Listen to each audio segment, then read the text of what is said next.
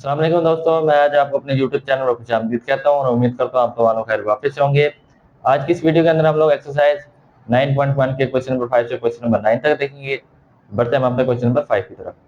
Question number 5 के अंदर आज हमारे पास है a blank is placed up straight that 20 centimetre wide and 16 centimetre deep, a rectangular box of height 8 centimetre. यहाँ तक जो है वो ये कहता है कि जो उसकी जो लंबाई है या उसका डायग्राम दी है ये 20 सेंटीमीटर है और जो उसकी डीप है यानी कि वो 16 सेंटीमीटर और गहरा है। तो एक फट्टा सा है जो कि सीढ़ी के ऊपर लगाया गया है और उसकी जो गहराई है वो 16 सेंटीमीटर है और ये जो उसकी लंबाई है वो 20 सेंटीमीटर है। रेक्टेंगुलर बॉक्स, उसके अंदर एक रेक्टेंगुलर बॉक्स है, तो वो उसकी जो हाइट है वो 8 सेंटीमीटर है एंड विड्थ जो है वो x सेंटीमीटर, यानी कि वो हमने फाइंड आउट करनी है। तो is placed on a stair under the blank, find the value of x। आपने इसमें x की वैल्यू फाइंड आउट करनी है, तो हम इसके अंदर क्या करेंगे, रेशियो के हिसाब से देखेंगे। यहाँ पर जो है x और इसका जो करस्पॉन्डिंग जो साइड है वो है 20 सेंटीमीटर, तो हम लिखेंगे x divided by 20 is equal to, यहाँ पर हमारे पास क्या आएगा 8 सेंटीमीटर, इसकी करस्पॉन्डिंग जो हमारे साइड है वो 16 सेंटीमीटर, तो 8 डिवाइडेड बाय 16, तो x divided by 20 is equal to, ये क्या होगा 1/2 हो जाएगा। और अब इसको क्रॉस मल्टीप्लिकेशन कर दें तो हमारे पास क्या आएगा जी 2x इज इक्वल टू 20, और फिर आप इसको 2 पर डिवाइड कर दें तो x इज इक्वल टू हमारे पास क्या आ जाएगा जी 10 सेंटीमीटर। इसके अंदर हमारे पास आंसर ये होगा। इस तरीके से हमारा जो क्वेश्चन नंबर 5 है वो कंप्लीट हो चुका है। अब हम बढ़ते हैं क्वेश्चन नंबर 6 की तरफ। अब है जी हमारे पास question number 6। A man who is 1.8 meter tall casts a shadow of a 0.76 meter in length। अब देखें एक आदमी खड़ा है, उसकी जो हाइट है वो है जी 1.8 मीटर और उसका जो साया जो ज़मीन पर पड़ रहा है उसकी जो है वो है, ये जो उसका जो साया है वो हमारे पास है 0.76 मीटर।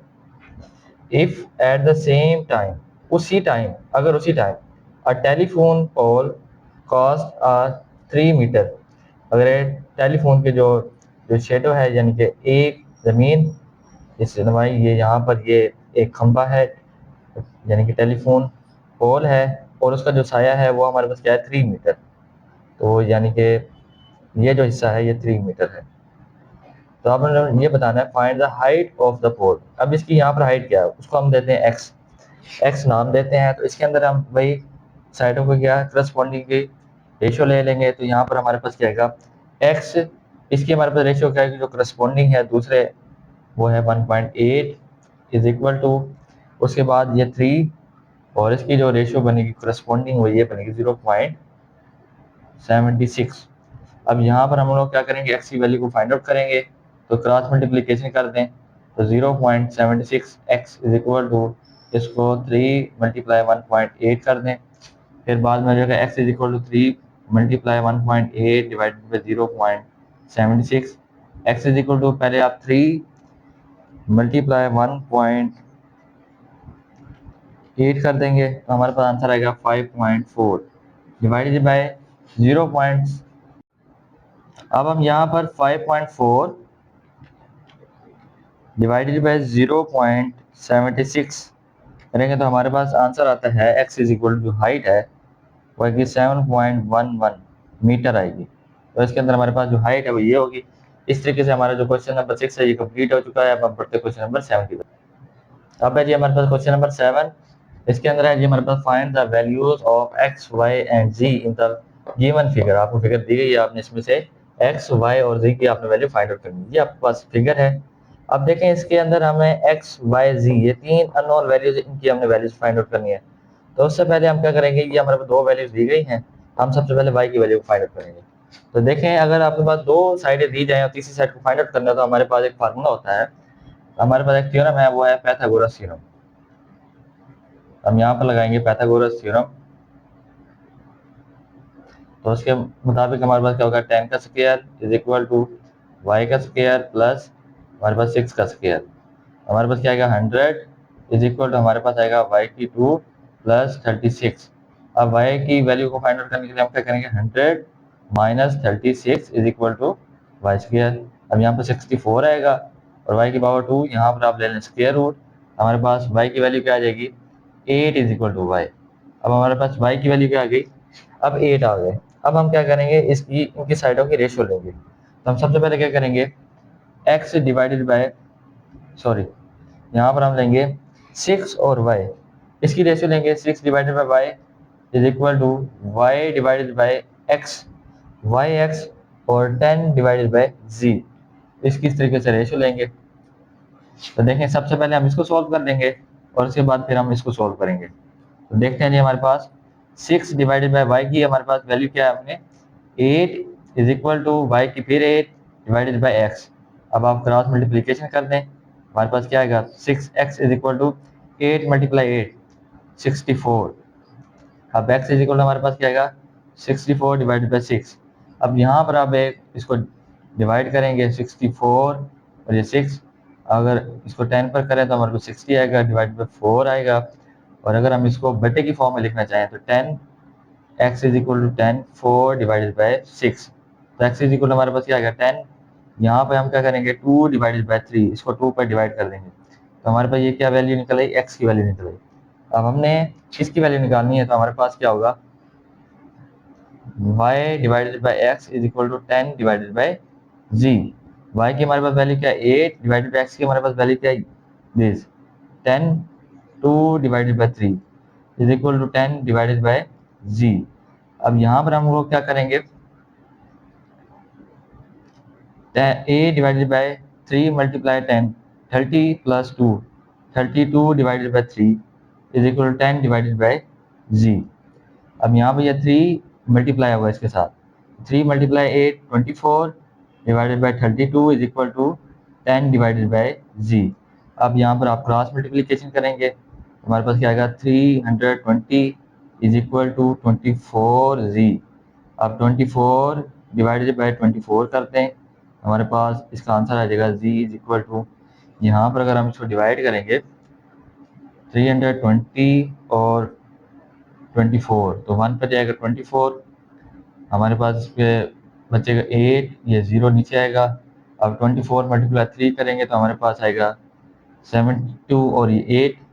अब हम इसको लिख सकते हैं इस तरीके से कि ये इसको कि 13 8 divided by 24 z is equal to, अब आप क्या करेंगे z इज इक्वल टू 13, ये 8 के टेबल पर जाएगा, ये भी 8 के टेबल पर जाएगा, तो 1 डिवाइडेड बाय 3 और इसके अंदर हमारे पास z की ये वैल्यू होगी। इस तरीके से हमारा जो क्वेश्चन नंबर 7 है ये भी हम लोगों ने कंप्लीट कर दिया है। अब हम बढ़ते क्वेश्चन नंबर 8 की तरफ। अब है जी हमारे पास question number 8, draw a isosceles trapezoid ABCD, ये हमने A और BCD, where AB parallel CD, AB के जो पैरेलल है वो क्या है, CD पैरेलल है, and AB greater than CD, ये A और B की लंबाई बड़ी है CD की लंबाई से। ड्रा डायगोनल्स A से C, जब हमने A से C एक डायगोनल ड्रा किया, एंड BD, ये B से D हमने एक और डायगोनल को ड्रा किया, इंसेक्टिंग एट E, ये E पॉइंट पर मिल रहे हैं। Prove that triangle ABE, ABE is similar to triangle CDE if AB 8 centimetre, CD आपके पास क्या है 4 सेंटीमीटर, एंड AE आपके पास क्या है A से E 3 सेंटीमीटर, तो CE आपने क्या फाइंड आउट करना है। तो बिल्कुल आसान है कि AB, इसकी जो रेशियो लेंगे हम AB डिवाइडेड बाय इसकी करस्पॉन्डिंग साइड क्या है CD, तो CD इज इक्वल टू हमारे पास आ जाएगा जी AE is equal to CE, इसकी करस्पॉन्डिंग साइड ये होगी CE। अब देखें AB की हमारे पास वैल्यू क्या है 8 है, डिवाइडेड बाय CD की हमारे पास वैल्यू 4 है, इज इक्वल टू AE की हमारे पास वैल्यू 3 सेंटीमीटर है, डिवाइडेड बाय CE की वैल्यू हमारे पास x है। तो हम यहाँ पर डायरेक्ट लगा सकते हैं क्रॉस मल्टीप्लिकेशन, हमारे पास आ जाएगा 8x is equal to 4 multiply 3 12, x is equal हमारे पास आएगा 12 divided by 8, x is equal हमारे पास आएगा 3 डिवाइडेड बाय 2 और x इज इक्वल हमारे पास आएगा 1.5 सेंटीमीटर। इस तरीके से हमारा जो क्वेश्चन नंबर 8 है ये कंप्लीट हो चुका है। अब हम बढ़ते हैं क्वेश्चन नंबर 9 की तरफ।